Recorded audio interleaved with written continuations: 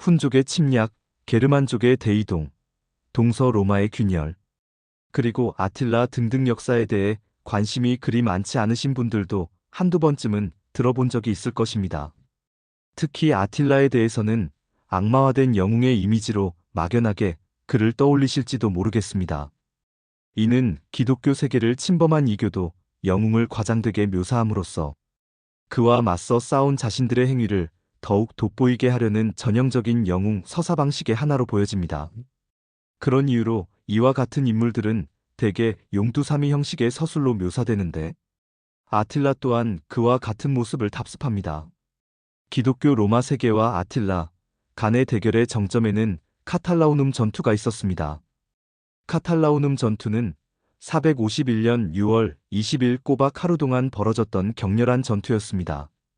그리고 이 전투를 기점으로 차츰 아틸라 그리고 훈족은 유럽의 역사에서 사라지게 됩니다. 우선 유럽 측 입장에 서서 이 전투를 이해하기 위해서 프랑스 역사를 살펴보도록 하죠. 다음의 글은 청아출판사에서 펴낸 윤선자 저 이야기 프랑스사에 나오는 글입니다. 골 지방으로 공격해 들어온 민족은 동고투족만이 아니었다. 훈족의 압박을 받은 다른 게르만족들도 수차례에 걸쳐 침략하였다. 대표적으로 반달족과 동고투족 슈에부족이 5세기 초 라인강을 건너 골을 약탈한 후 스페인을 경유해 북아프리카로 건너갔다. 그리고 410년에서 420년 사이에는 부르군투족과 서고투족이 침략해 들어왔고 이 중 부르군투족은 알프스 이북의 서고투족은 보르도와 툴루즈 지역에 정착하였다. 또 451년에는 아틸라 왕이 이끄는 훈족이 직접 쳐들어와 골을 약탈하였다. 당시 유럽인들에게 아틸라는 공포의 대상이었다. 뚱뚱한 몸집, 안으로 굽은 다리, 검은 피부, 빳빳한 귀, 널쭉한 코 위로 찢어진 눈, 곤두선 머리. 이처럼 아틸라를 마치 고대 신화에 나오는 무서운 괴물이나 짐승처럼 묘사한 것만 보아도 당시 골 사람들이 그를 얼마나 무서워했는지 짐작할 수 있다. 그러나 무서운 아틸라도 파리의 수호신 생트 주누비에브의 강인한 의지를 당할 수는 없었다. 아틸라의 침략이 한창일 때 그가 파리를 공격할 것이라는 소문이 돌았다.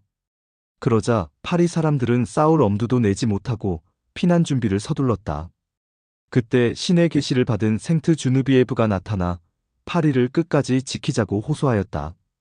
그녀의 열정적인 호소에 감동받은 사람들은 피난을 멈추고 파리를 지키기로 결심하였다. 그러자 기적이 일어났다. 아틸라가 공격 목표를 파리에서 오를레앙으로 바꾼 것이다. 이 사건을 계기로 생트 주누비에브는 파리의 수호신으로 숭배되었고 이후 생트 주누비에브 성당이 설립되었다. 오늘날 성당은 헐리고 그 자리에는 판테온이 대신 들어섰다. 그러나 그 옆에는 생트 주누비에브 도서관이 아담하게 자리 잡고 있어 그녀를 떠올리게 한다. 한편 오를레앙을 거쳐 파죽지세로 카탈로니 평야까지 쳐들어간 훈족은 451년 그곳에서 갈로 로마군에게 대패당했다. 갈로 로마군은 최후의 로마인이라고 불리는 명장 아에티우스의 지휘 아래 프랑크족과 힘을 합쳐 아틸라를 물리쳤다.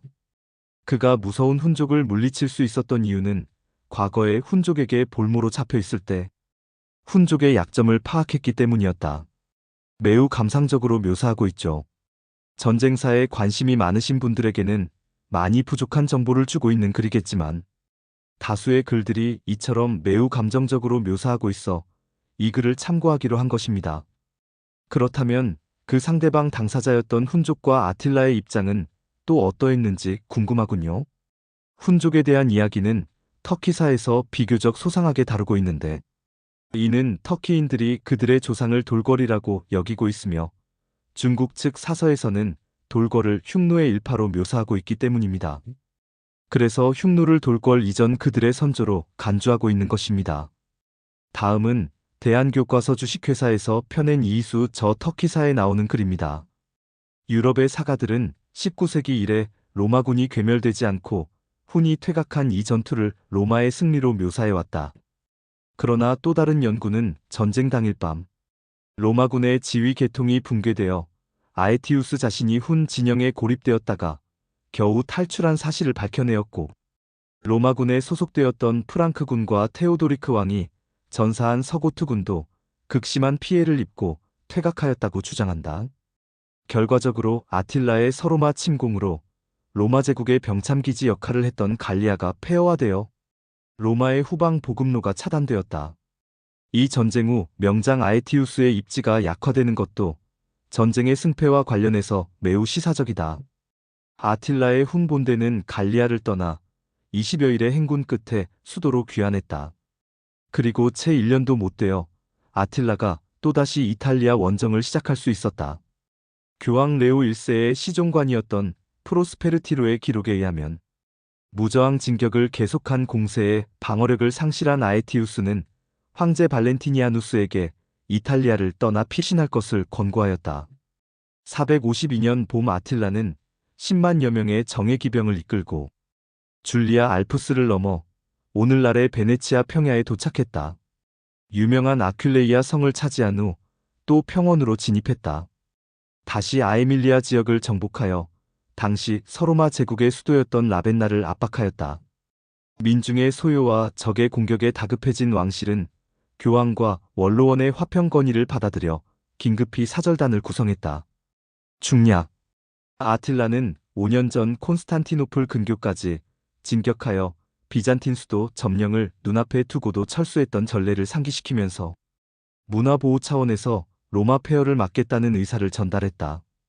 아틸라는 로마 교황의 방문으로 이미 서로마가 비잔틴 제국처럼 자신의 통치하에 놓이게 된 것으로 생각한 것이다. 비록 카탈라우눔 전투에서 서로마 제국과 게르만 연합군이 훈족과 아틸라를 패주시켰지만 그 이듬해에 이탈리아 라벤나까지 진격해 들어온 그들에게 전쟁을 피하고자 화평을 제안한 것은 결과적으로는 훈족과 아틸라가 원하던 것을 모두 이루게 해준 것과 다름없습니다. 연계된 이 두 가지 사건 중 유독 카탈라우눔 전투의 승리만을 강조하는 것은 아마도 로마의 자존심을 지키고자 하기 위함이겠지요. 그러나 훈족과 아틸라의 미래도 그리 밝지만은 않았습니다. 아틸라는 이미 50대 후반의 늙은이가 되어가고 있었으며 아틸라 사후에는 훈 제국이 와해되는 모습을 보여줍니다. 그 이후 그들은 아마도 볼가 강 유역으로 돌아간 듯합니다. 그리고 크게 득세했던 훈족이 이처럼 소리 소문 없이 사라진 이유에 대해 많이들 궁금하실 건데 제 개인적인 생각은 훈족 자체가 그 구성 인구가 적었고 또한 그들의 장점은 전투력이 아니라 외교적 정치적 능력이 아니었나 하는 것이 저의 생각입니다.